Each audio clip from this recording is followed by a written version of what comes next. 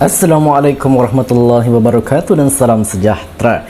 Jadi, day 2 sehari selembar ilmu. Jadi pada hari ini kita akan pergi kepada soalan Johor set 1 2020. Dan soalan ini adalah soalan berkaitan dengan ikatan kimia. Jadi, soalan berbunyi antara sebatian berikut yang manakah mempunyai ikatan ion. Di mana diberi pilihan jawapan A, B, C dan D, di mana A merupakan molekul air, B adalah sulfur trioksida, C adalah kalium oksida dan D merupakan nitrogen dioksida. Jadi di antara A, B, C dan D, jawapan kita yang betul adalah C, iaitu kalium oksida. Jadi pertama sekali untuk ikatan kimia ini kita kena revise balik. Okey, apa yang dikatakan dengan ikatan ion dan apa yang dikatakan dengan ikatan covalent. Jadi sekarang ini kita kena alert, kita kena jelas bahawa ikatan ion, ikatan ion merupakan ikatan di antara bahan logam dan juga bukan logam. Okey, kena ingat dekat sini, jelas dekat sini bahawa ikatan ionik merupakan ikatan bukan logam dan juga ikatan logam. Ingat ionik merupakan bukan logam dan juga logam. Itu ikatan ionik. Manakala ikatan covalent dia merupakan ikatan di antara bahan bukan logam dan juga bukan logam. Kedua-duanya merupakan bahan bukan logam. Okey. Jadi sekarang ini macam mana kita nak identify pula sama ada bahan kita logam ataupun bukan logam. Dan mana satu ikatan ion, mana satu ikatan covalent. Okey. Sekarang ini kita go through one by one. Okey, kita pergi kepada pilihan jawapan A, B, C dan D. Okey, pilihan jawapan A merujuk kepada molekul air. Jadi molekul air, kita tengok kat sini molekul air merupakan ada ikatan di antara atom hidrogen dan juga atom oksigen. Sekarang ini kita kena alert, kita kena jelas bahawa hidrogen merupakan bahan bukan logam. Hidrogen merupakan ikatan bukan logam dan oksigen merupakan bahan bukan logam juga. Jadi bila bukan logam dan juga bukan logam, dia merupakan ikatan apa? Dia merupakan ikatan covalent. Dia merupakan ikatan covalent. Jadi untuk A dia merupakan ikatan covalent. Untuk yang B pula, untuk yang B di sini dia melibatkan sulfur trioksida. Jadi sulfur trioksida dia merupakan ikatan di antara bahan apa? Ini bahan merupakan ikatan di antara bahan sulfur dan juga oksigen. Masih benda yang sama di mana sulfur merupakan bahan bukan logam. Oksigen pun bukan logam. Jadi bila bukan logam dan bukan logam bermaksud dia merupakan ikatan covalent. Sekarang ni kita tengok untuk pilihan jawapan C.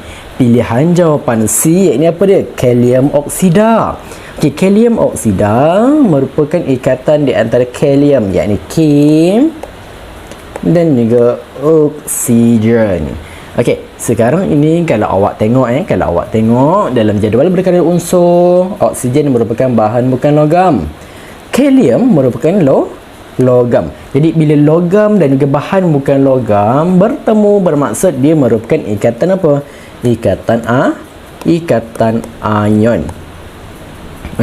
Untuk pilihan jawapan D pula. Pilihan jawapan D awak nampak dekat sini dia adalah nitrogen dioxide. Dia merupakan nitrogen dioksida. Jadi kita ada ikatan di antara bahan apa? Di antara bahan nitrogen iaitu N dan juga oksigen. Jadi kita tengok juga, kita identify nitrogen adalah bahan bukan logam. Oksigen pun adalah bahan bukan logam. Menjadikan nitrogen dioksida ini merupakan ikatan apa? Ikatan covalent.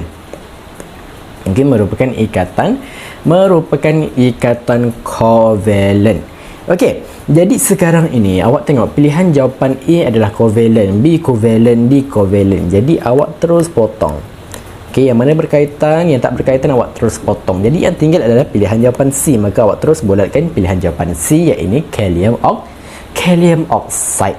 Jadi kita tengok sikit. Okey, kita tengok sikit pada bahagian nota kaki ni. Nota kaki ni saya tulis apa? Okey, di mana untuk nombor 1 saya kata ikatan ionik adalah ikatan antara bahan logam dan bahan bukan logam. Jadi betul lah tadi. Kita dah revise kan?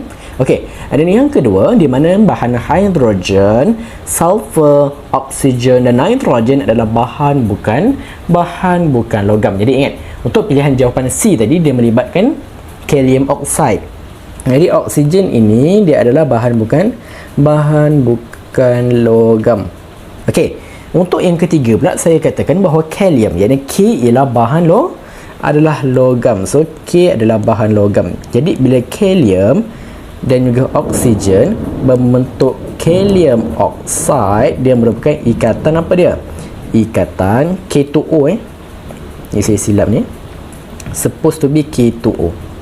Betul tak? Kita tengok balik. Okey. K2O betul lah. Okey, merupakan ikatan di antara bahan logam dan juga bukan logam.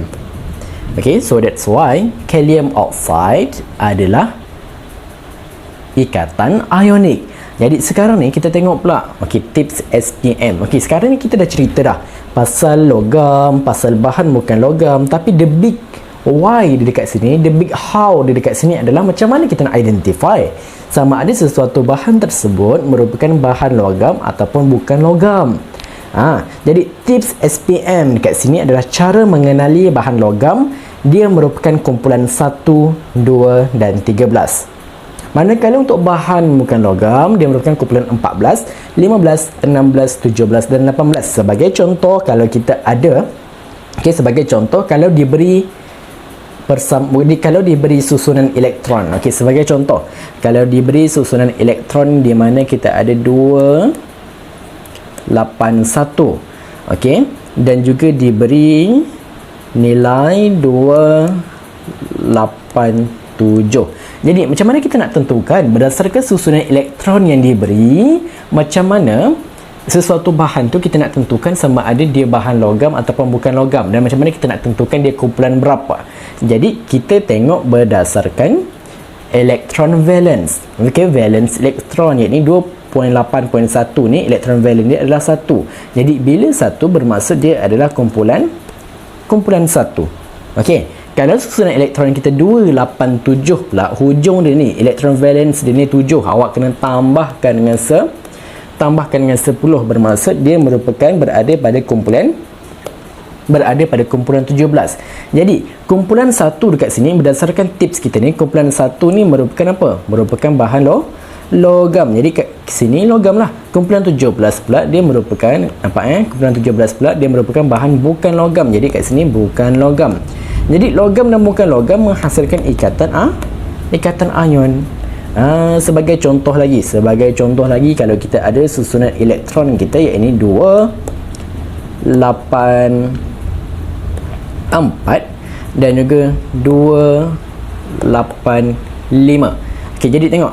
Dekat hujung ni elektron valence dia adalah 4. Jadi awak tambahkan dengan 10, bermaksud dia berada pada kumpulan 14.